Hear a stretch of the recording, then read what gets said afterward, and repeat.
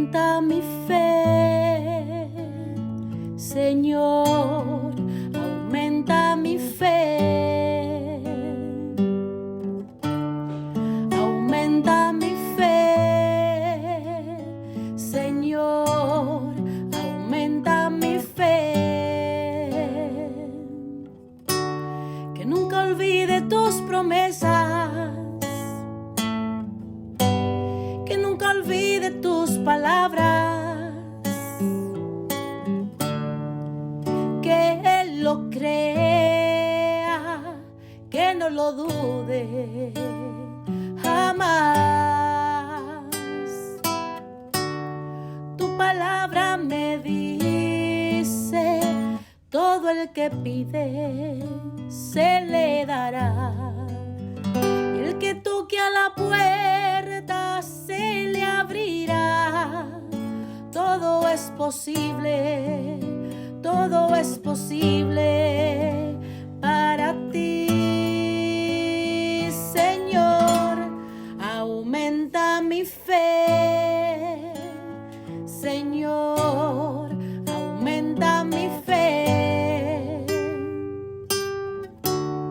aumenta mi fe, Señor, aumenta mi fe, aumenta mi fe, aumenta mi fe, aumenta mi fe, aumenta mi fe, aumenta mi fe, aumenta mi fe, aumenta mi fe, aumenta mi fe, Señor.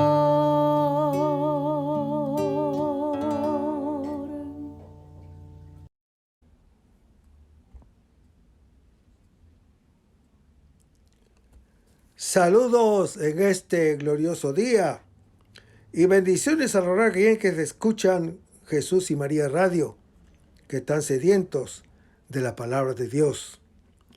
Les envía un saludo a su hermano Américo Tejada, de la parroquia San Simón Stack San José, que está localizada en el Bronx y pertenece a la Arquidiócesis de Nueva York. Estamos aquí todos los lunes de 5 a 6 p.m. hora de Nueva York. En este segmento de estudios bíblicos titulado Crece en tu fe, estamos estudiando el Evangelio según San Juan. Este Evangelio presenta la persona y el mensaje del Señor Jesús de un modo bastante diferente al de los Evangelios sinópticos, tanto en su contenido como en su lenguaje. Parece haber sido redactado en su forma actual a finales del primer siglo y pudo haber sido en la ciudad de Éfeso o en la ciudad de Antioquía. Este Evangelio se presenta esencialmente como una revelación de Jesús acerca de sí mismo. Jesús aparece siendo el Hijo, uno con el Padre Dios, y no es raro que en varias ocasiones Jesús se proclame en forma absoluta, yo soy, atribuyéndose así el equivalente del nombre divino y situándose en el mismo nivel del Dios que es. Jesús es también el Hijo del Hombre, el Mesías, el Cristo, anunciado en la ley mosaica y por los profetas. Para completar esta visión del misterio de Jesús, es necesario aludir a su relación con el Espíritu de Dios, o sea, el Espíritu Santo, que tiene una estrecha relación con Jesús, que lo recibe, lo promete y lo entrega. En esta perspectiva, el Evangelio según San Juan es una revelación trinitaria. Estamos en el capítulo 4 del Evangelio según San Juan. Vamos a comenzar este segmento con oración y lo hacemos en el nombre del Padre, del Hijo y del Espíritu Santo. Señor, que todo lo que hagamos este día inicie con tu bendición y termine con tu ayuda. Que todo lo que digamos este día sea motivado por tu amor e inspirado por tu gracia. Que nuestras obras de este día reciban tu inspiración y perduren en tu paz. Todas estas cosas, Padre Celestial, te las pedimos en el dulce y poderoso nombre de tu Hijo Jesús, que vive y reina en unión del Espíritu Santo, quien es Dios, por los siglos de los siglos. Amén. Los créditos de estudio oblicuos son dados al Padre Silvano Fausti, a la Biblia de Jerusalén y a la hermana Evelyn Morán y su ministerio de música. A los hermanos que viven en el Bronx, para invitarlos a nuestro círculo de oración de la parroquia San Simón Stack San José, que está localizada en el 2191 Valentine Avenue, esquina calle 182, comenzando con la misa a las 7:30 p.m. todos los viernes por la noche. Decíamos que estamos en el capítulo 4 del Evangelio según San Juan, donde Jesús tiene un encuentro con la samaritana. Y estábamos diciendo de que el texto comienza con un juego de equívocos sobre el agua, más allá del pozo de agua material, que está el de la ley mosaica, cuya agua es la palabra de vida. Sin embargo, también está el pozo profundo, que es la mujer con su corazón, el que a su vez remite a un misterio todavía más abismal, del que brota toda existencia. Así, hermano que me escuchas, por encima de aquella que sacia la sed física, hay otra agua que la mujer, después de haber tenido 6 hombres, no ha encontrado todavía. Es el agua de la que también Jesús tiene sed. El amor entre el esposo y la esposa. Los equívocos, después del agua, apuntan precisamente a los maridos y el marido. Se pasa luego a los diversos lugares y maneras de adorar a Dios, para llegar, finalmente, al alimento, la mies y la cosecha. Agua y pan, amor y Dios son las necesidades fundamentales.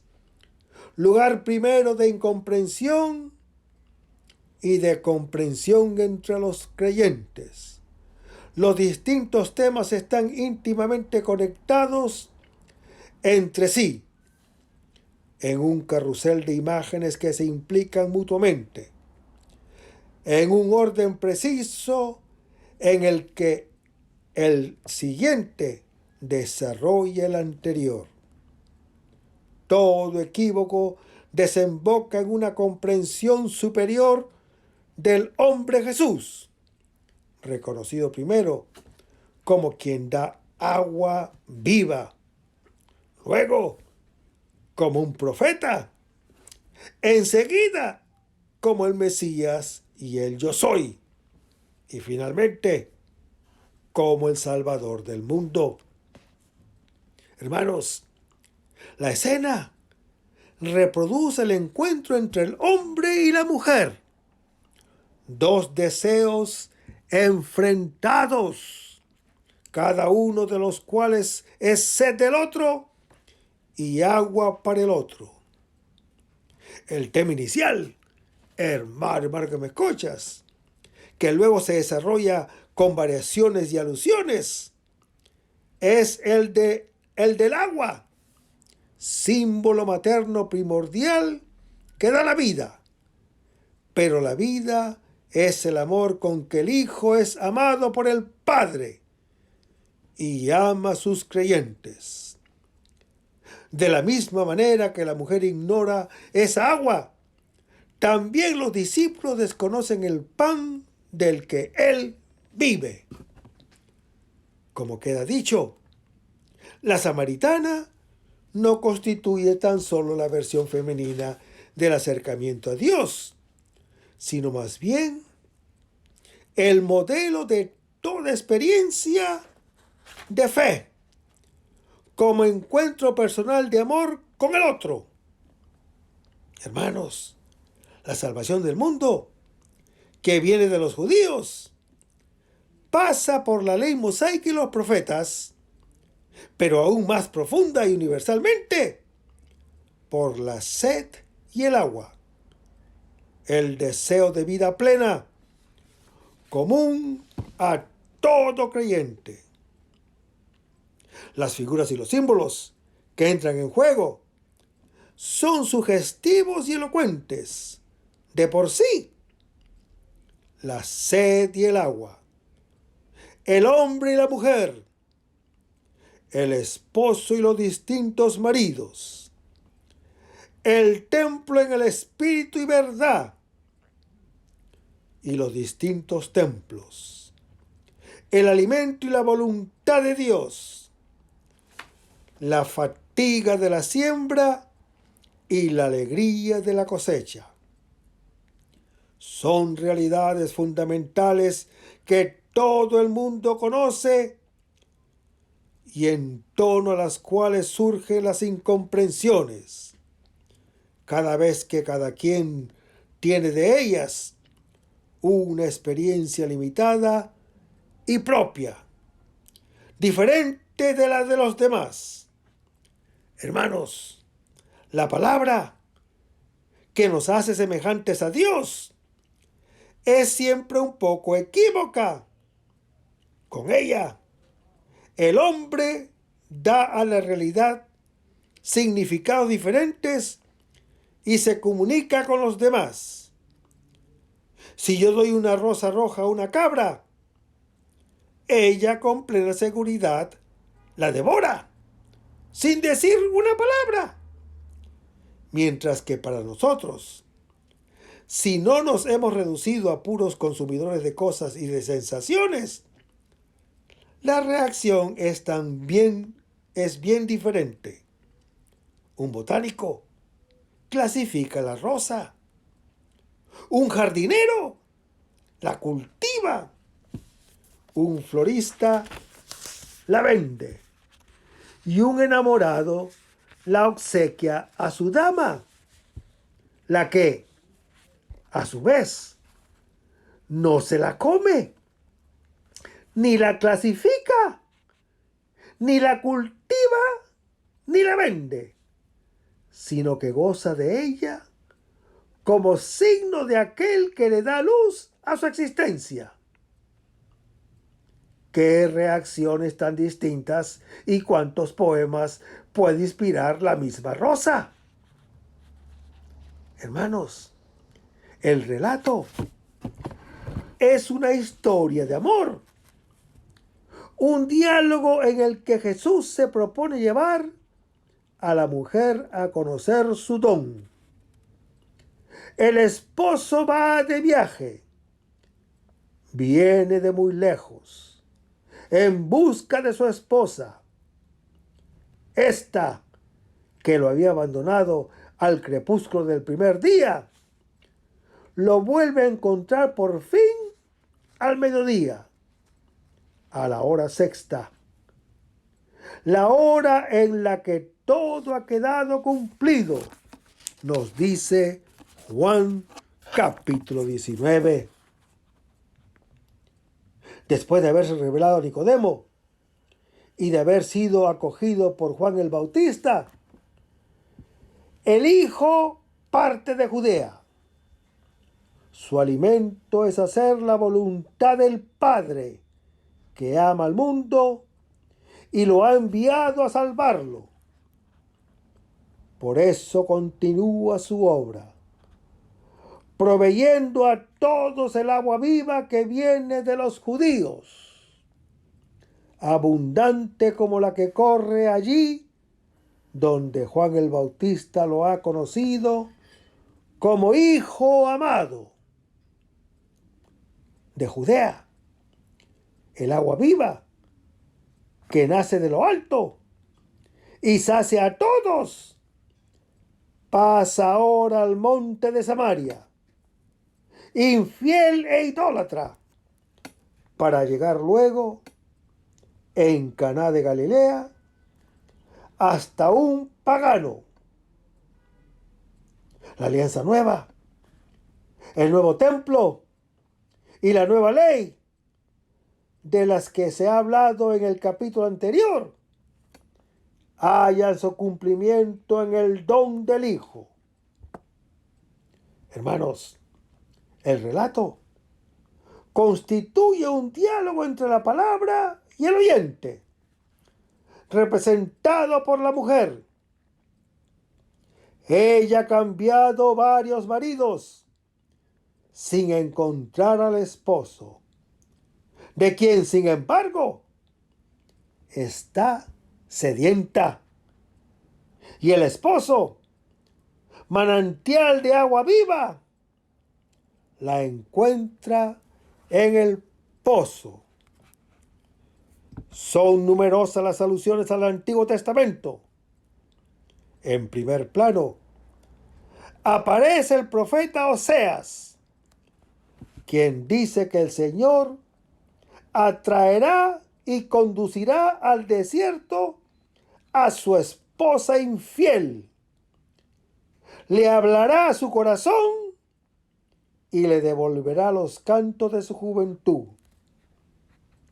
Entonces ella lo llamará mi esposo y olvidará el nombre de los ídolos con los que se había prostituido.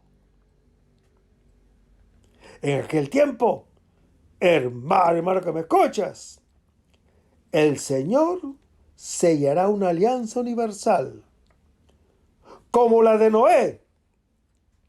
Ella conocerá al Señor y su tierra producirá abundancia de vino, abundante aceite y abundante grano. La no amada será finalmente amada. El no mi pueblo será llamado por el Señor mi pueblo. Y él le responderá mi Dios. Así profetizaba Oseas en Samarias, como lo dijo en Oseas capítulo 2. Hermanos, la narración describe las etapas de un camino que culmina en el reconocimiento del Salvador del mundo. El pasaje se abre con la figura de Jesús, solo a la hora sexta, fatigado del viaje y sediento, sentado al borde de la fuente. La hora, la fatiga, la sed aluden a su pasión, cuando de su costado abierto brotará sangre y agua. Hermanos, la mujer llega al pozo y Jesús inicia el diálogo con ella. Su sed queda saciada cuando la mujer siente sed de aquella agua que él tiene sed de darle. Cuando ella abre su corazón al don, comienza el discurso sobre los varios maridos que ha tenido la mujer y que no la han satisfecho. Incluso el que ahora tiene. Mientras llega al pozo, no es su esposo. Las palabras de Jesús suenan a una ligera fórmula de cortesía para su desilusión amorosa. El propósito no es denunciar, sino poner en evidencia una sed que nada puede satisfacer fuera del don que Jesús quiere hacerle. Hermanos, la mujer entonces lo reconoce como profeta y le pregunta cómo encontrar a Dios, el esposo. ¿Dónde hay que adorarlo? Jesús le anuncia que ha llegado la hora. Y es esa, cuando está ahí el Mesías. Es el mismo que habla con ella. Y con él principia el nuevo culto al Padre, en espíritu y verdad. Hermanos, la mujer tan pronto recibe la revelación de Jesús, deja el pozo y el brocal para correr a la ciudad a anunciar su descubrimiento. En el entretanto, llegan los discípulos que habían ido a comprar alimento. Jesús les habla de un alimento de hijo que es el amor del Padre que ha de llevar a sus hermanos. Lo que está ocurriendo, la mies abundante de los samaritanos que acudían a él o que acuden a él, es el fruto de su misión. En efecto, hermano que me escuchas, la multitud sale de la ciudad hacia el pozo y encuentra el don. Saca de la fuente de agua viva y cree en él, Salvador del mundo. Sin solución de continuidad, el diálogo pasa del agua, que es el amor, al esposo, que es el Señor, al culto del Padre, que es en espíritu y verdad, y finalmente al verdadero alimento, que consiste en cumplir la misión del Padre. Jesús es la fuente de agua viva, el esposo que busca a la esposa infiel para darle su amor. En él se realiza el verdadero culto, el amor hacia el Padre, que alimenta el amor a los hermanos, sin distinciones étnicas, sin distinciones religiosas y sin distinciones culturales. Hermanos, la iglesia, como la mujer de Samaria, encuentra en Jesús al esposo, que la rescata de sus fracasos y le da su espíritu de hijo para amar al Padre y a los hermanos. Y en el versículo 4 se lee: era necesario que pasara por Samaria. Hermanos, el pasar por Samaria no era algo forzoso, ya que Jesús podría perfectamente seguir el camino normal de la Transjordania, evitando esa tierra infiel. En el Evangelio era necesario. Posee un significado teológico muy denso, en referencia al Hijo elevado, como está en Juan capítulo 3. El lugar en el que hay que adorar al Padre. Samaria forma parte del antiguo reino del norte, herético y cismático.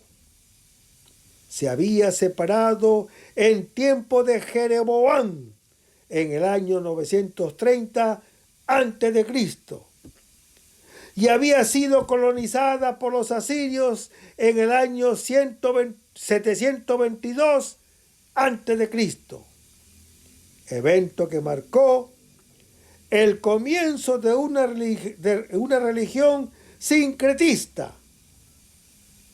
Es necesario que el esposo pase por Samaria para encontrar a la esposa perdida. Es necesario que el hijo vaya al encuentro de sus hermanos lejanos para conducirlos a la única familia del Padre. El suyo es un viaje misionero. Y en el versículo 5 se lee: llegó pues a una ciudad. Hermanos, Sicar, la ciudad, probable corrupción griega de Siquem, alude al principio de la historia de la salvación, por ser el primer pedazo de tierra prometida que el patriarca Abraham encontró. Allí, junto al encinar de Moré, edificó un altar al Señor que le había renovado la promesa en Génesis capítulo 12, Sin embargo, hermano que me escuchas, Siquem está ligada sobre todo a Jacob. Aquí se habla de la heredad que él había adquirido después de su azaroso encuentro con Esaú en Génesis capítulo 33. El hermano que quería vengarse de él, al sentirse burlado en la cuestión de la primogenitura. Jacob había dado el pozo a José en Génesis capítulo 48. El hijo amado, salvador de sus hermanos.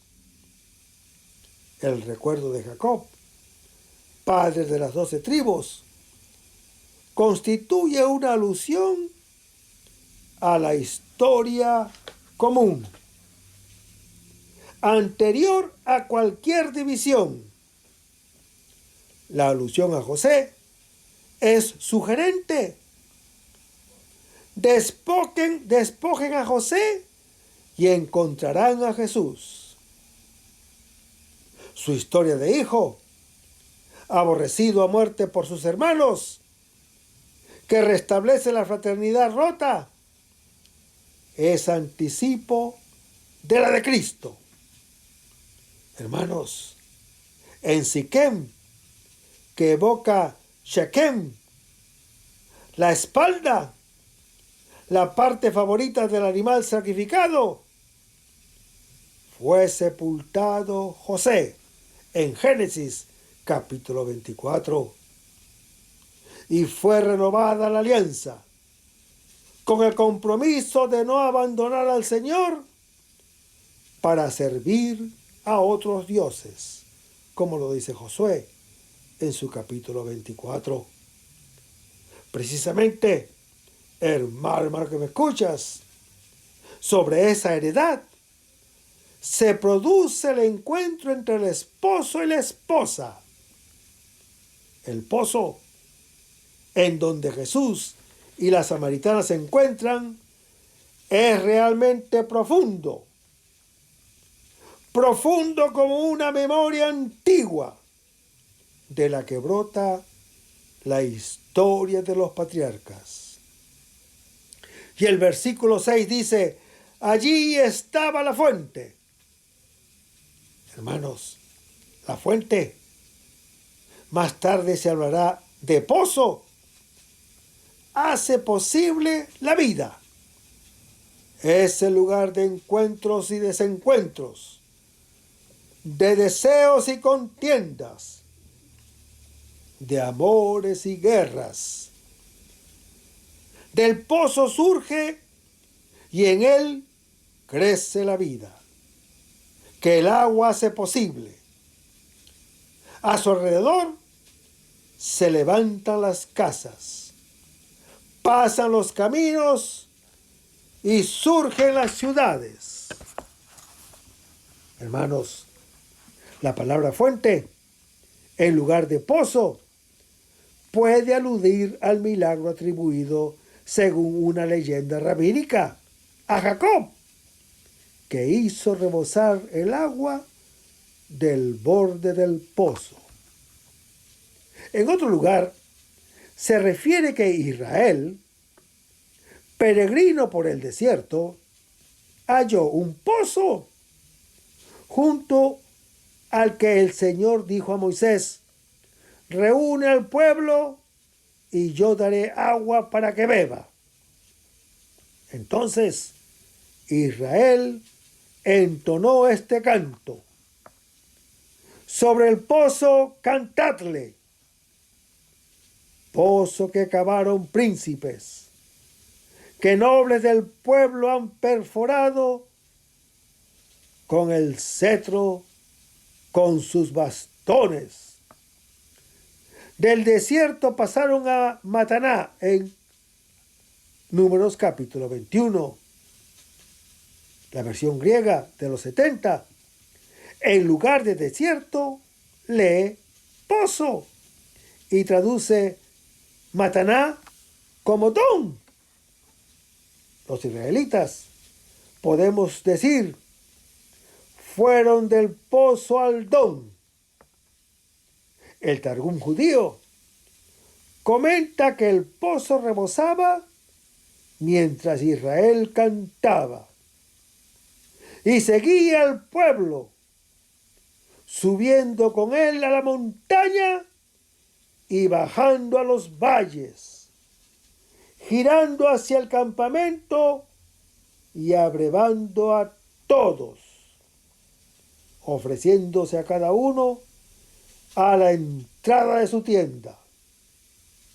El apóstol Pablo, al referirse de esta tradición, dice que los israelitas en el desierto bebieron todos de la misma bebida espiritual, porque bebían de una roca espiritual que les acompañaba. Y la roca era Cristo, como lo dice el apóstol Pablo en su primera epístola a los Corintios, capítulo 10. Hermanos, el pozo es símbolo de la ley mosaica, de la que brota la sabiduría de la vida. En el tiempo mesiánico, de Sion manarán aguas perennes. Aguas perennes. Lo anuncia el profeta Zacarías en su capítulo 14. Del lado del templo saldrá un río inmenso, cuyas aguas sanarán el mar muerto y fecundarán la tierra con frutos perennes.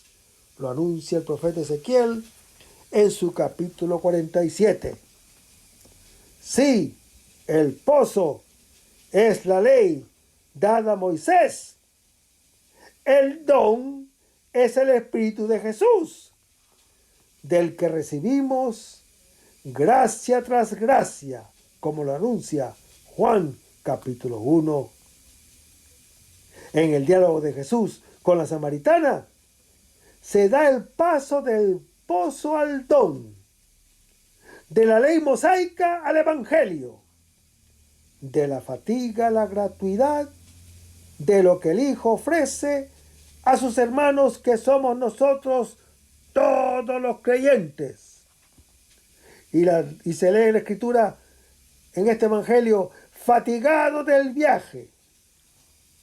Hermanos, es realmente bella esta presentación de Jesús como un hombre sediento y fatigado del viaje. Es necesario que el Hijo, enviado por el Padre, visite a sus hermanos. En esa sumisión experimenta la fatiga, una fatiga mortal que lo conducirá a ser elevado. Y dice Juan, se sentó junto a la fuente. Hermanos, esto recuerda a Moisés, a su llegada al país de Madián, mientras el faraón lo buscaba para matarlo, como está relatado en Éxodo capítulo 2. En Juan capítulo 1, Jesús se había identificado con la escala de Jacob. En Juan capítulo 2, con el santuario. Ahora se convierte por sobreimpresión en la fuente de la heredad de José, de la que los hermanos sacan la salvación. Él es el que puede saciar su sed, nos dice Juan capítulo 7. El río que todo lo purifica y vivifica, que brotará de su costado abierto, como se lee en Juan capítulo 19. Y dice el evangelista, era cerca de la hora sexta. Es mediodía, la hora en que será condenado a muerte, y comenzará la última fatiga de su viaje, según Juan capítulo 19. Pero aquí en el pozo, como en Caná de Galilea, se anticipa aquella hora en la que el agua se convierte en vino para las nupcias, como está relatado en Juan capítulo 2. Y aquella hora es ahora, en la que se adora al Padre en espíritu y verdad. Y el versículo 7 dice, llegó una mujer de Samaria. Hermanos, si Nicodemo llega de noche, en Juan capítulo 3, esta mujer llega en el corazón del día. Viene a sacar agua y encontrará la fuente de agua viva, que hará que nazca de lo alto y llegue a la luz. Se dice que viene de Samaria, no de la ciudad de Sicar. Ella es, en realidad, un símbolo de todo el pueblo samaritano. Y el evangelista le dice Jesús, dame de beber. Lo mismo que Jacob en el pozo corteja a su futura esposa en Génesis capítulo 29, de la misma forma, el Señor atrae así y seduce a la esposa que aún no la conoce, como está en Oseas capítulo 2. Le pide un favor. Tiene sed de ser acogido. La mujer puede satisfacer su necesidad. Una vez aceptado, Él mismo saciará para siempre la sed de quien ha llegado al pozo. Se muestra sediento de saciarla con su propia sed de Él y se sacia con la sed de ella, de su fatiga y de su sed. A la hora sexta brotará el agua que lo restaurará todo, como está en Juan capítulo 19. Al ir al pozo, hermano que me escuchas, como la mujer, también nosotros le encontramos a Él, la fuente que está sedienta de brindar agua, el amor que necesita amar y ser amado. Al pedir, dame de beber, muestra su necesidad para que también nosotros descubramos la nuestra y le pidamos, danos de esa agua. Así pasamos del pozo al don. El principio de todo es la humildad del Señor, que desde siempre pide al hombre amarlo, como está en Deuteronomio capítulo 6. Hermanos, si lo amamos, encontramos nuestra vida y Él queda saciado. Jesús, en claro contraste con los profetas, no comienza por denunciar los errores, sino que simplemente muestra su sed. Comienza su acercamiento, no partiendo de los sentimientos de culpa o del miedo de la muerte, sobre los cuales se construye tanta religiosidad oscura, sino del deseo solar del amor y de la vida, que Él tiene lo mismo que nosotros. Más allá de nuestras insatisfacciones y fracasos. Y en el versículo 8 se lee, sus discípulos. Hermanos, los discípulos están ausentes, comprando alimentos. Así como allí hay una agua que la mujer ignora, aquí hay un alimento que los discípulos desconocen y será ofrecido en el capítulo 6. Jesús se queda solo con la mujer. Es el encuentro entre dos soledades, dos sedes que se descubren. Y el versículo 9 dice, como tú, siendo judío, la mujer, hermano que me escuchas, sorprendida, le hace notar que él es judío y ella es samaritana. Los judíos saludan todo trato con los samaritanos. Ni siquiera se dignan beber en la misma fuente para no contaminarse. Más adelante, él le hará notar que ella es mujer. ¿Cómo es que él, siendo hombre, no exige, sino que suplica un favor? ¿Qué intenciones tiene? Así piensa la mujer, experta en hombres.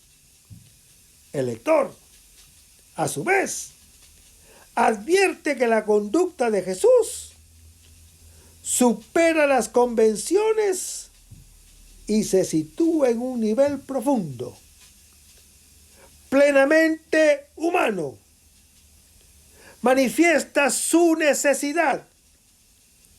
Las barreras ideológicas entre la mujer y Jesús se ponen al descubierto. Se encuentran en la sed común a todos.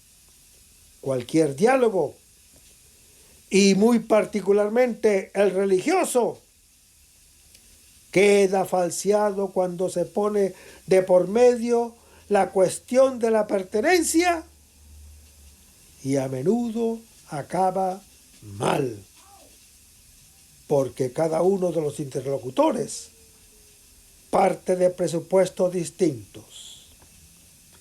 Y en el versículo 10 se lee, si conocieras el don de Dios, le dice Jesús a la samaritana.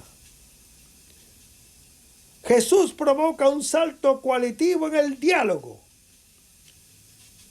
En Juan el Evangelista es frecuente el binomio conocer y no conocer. Esta mujer, como todo el mundo, desconoce el don de Dios. Existe un engaño a propósito de nuestra sed. Todos queremos la felicidad que nace del amor. Pero la felicidad no es un salario que hay que ganar, como hacen las personas religiosas que sacan con fatiga del pozo de la ley. El agua viviente de la que estamos sedientos es don de Dios.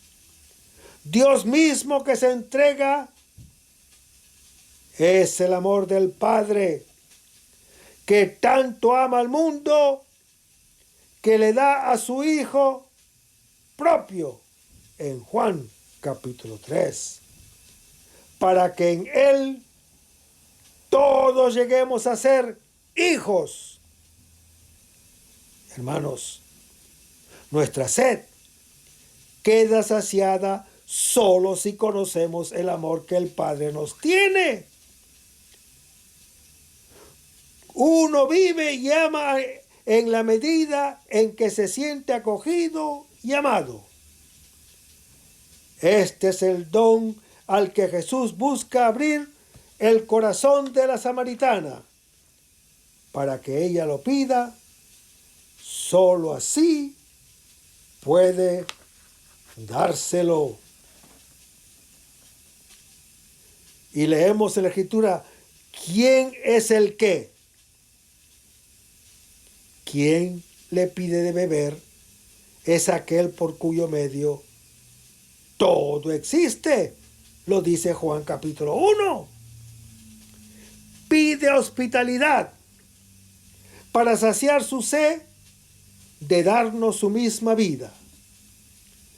Ni el pozo da el agua viva, ni Moisés da el pan del cielo, sino el Padre que entrega a su propio Hijo, como está en Juan capítulo 6.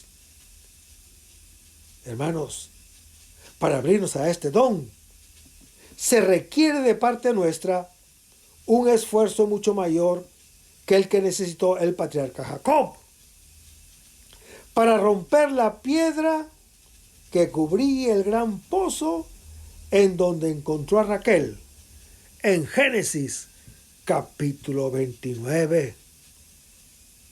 Será la fatiga pascual, por su debilidad, romper la piedra del sepulcro que nos separa de la vida, como lo relata Juan capítulo 20.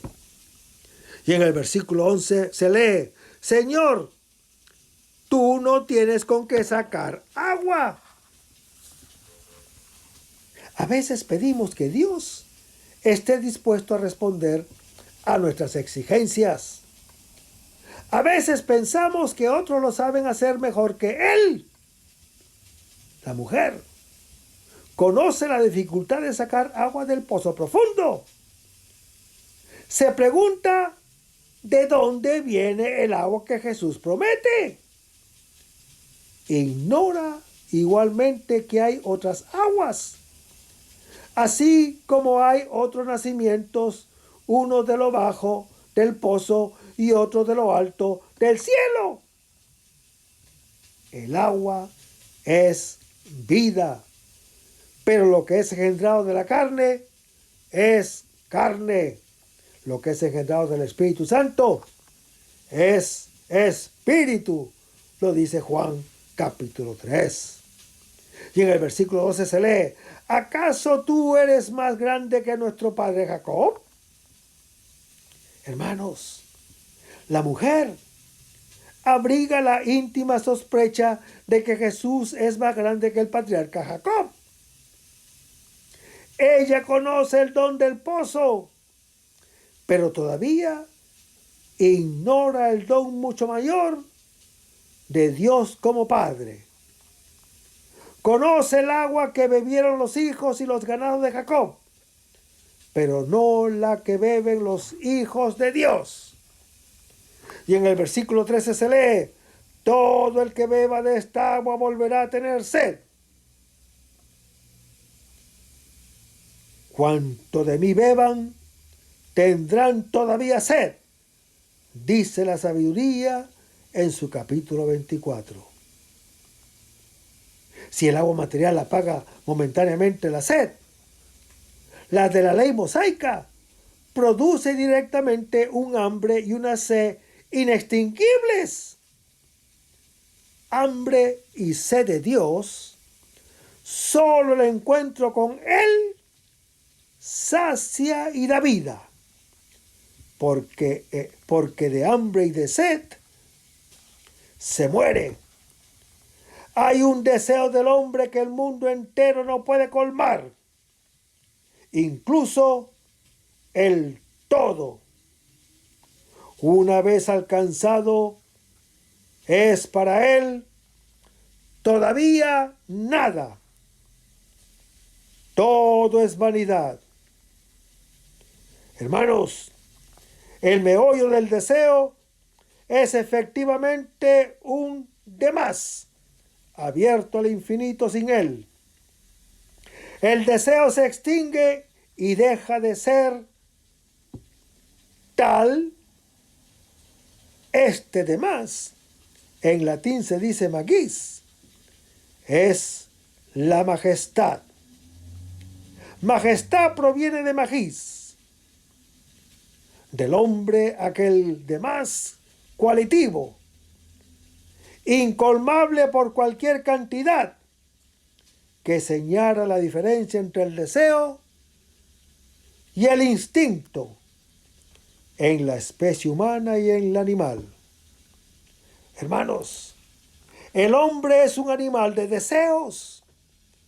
Y Jesús ha venido a reavivar los deseos más profundos, ahogados por las desilusiones y los miedos. Y en el versículo 14 se lee: pero quien beba del agua que yo daré. El gran deseo del hombre consiste en descubrir una fuente capaz de apagar sus ansias de vida. Empresa en la que compromete todos sus empeños para apoderarse definitivamente de aquella fuente de felicidad, y se ilusiona al pensar que usurpando el puesto del Padre, dispondrá por fin del origen de la vida. Esto fue lo que hizo Adán, lo que hizo Edipo, con los trágicos resultados que conocemos. No hay ninguna posibilidad de alcanzar una vida genuina si no es aceptando al ser lo que somos y conocer el don del Padre. Somos sus hijos amados. Esa es nuestra esencia. Hermano que me escuchas, esa es nuestra esencia. El ser hijos y ser amados no es cosa que pueda arrebatarse, o pagar, o mendigar. Es solamente un don.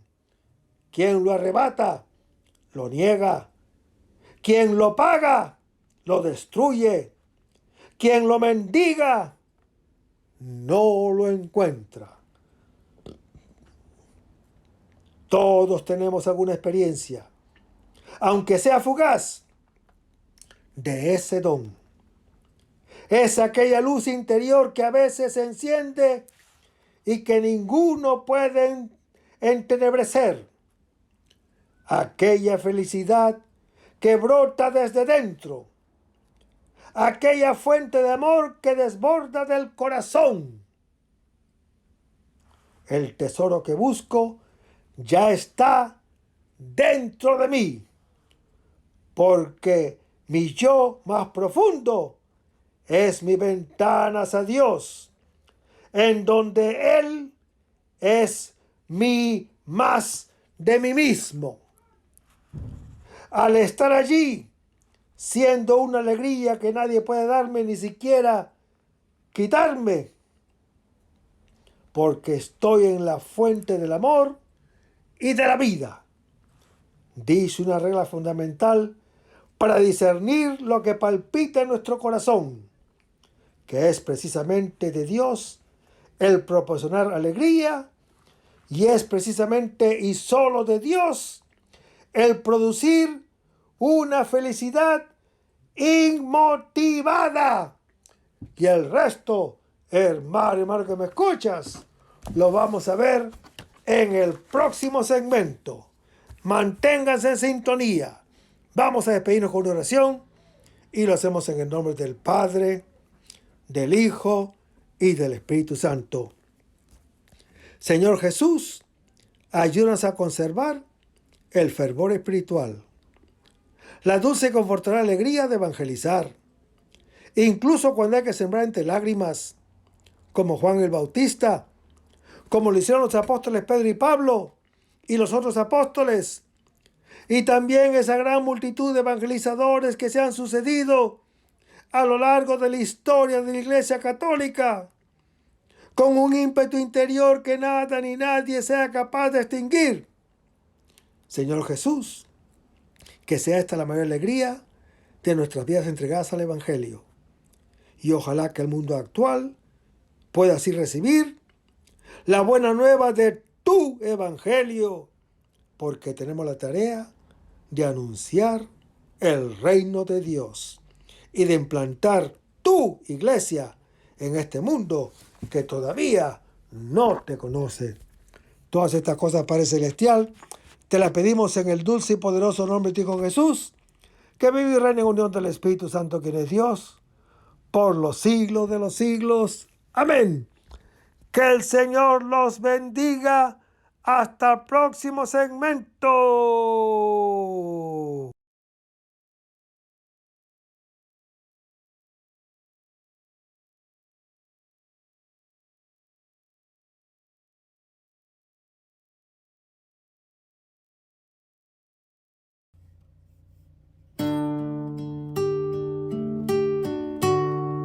Aumenta mi fe, Señor, aumenta mi fe. Aumenta mi fe, Señor, aumenta mi fe. Que nunca olvide tus promesas, que nunca olvide tus palabras,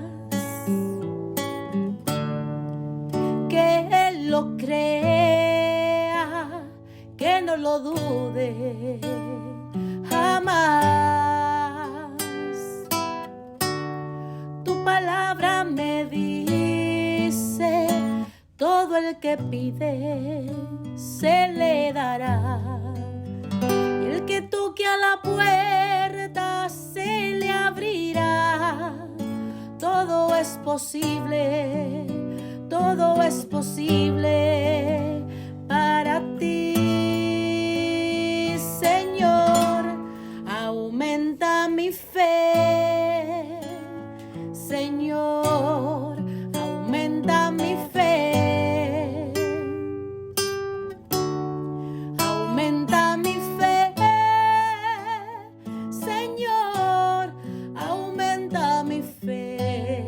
Aumenta mi fe, aumenta mi fe, aumenta mi fe, aumenta mi fe, aumenta mi fe, aumenta mi fe, aumenta mi fe, aumenta mi fe, Señor.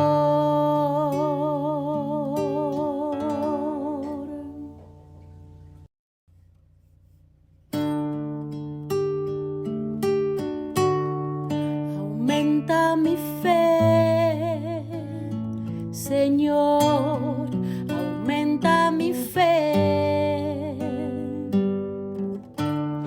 Aumenta mi fe, Señor, aumenta mi fe.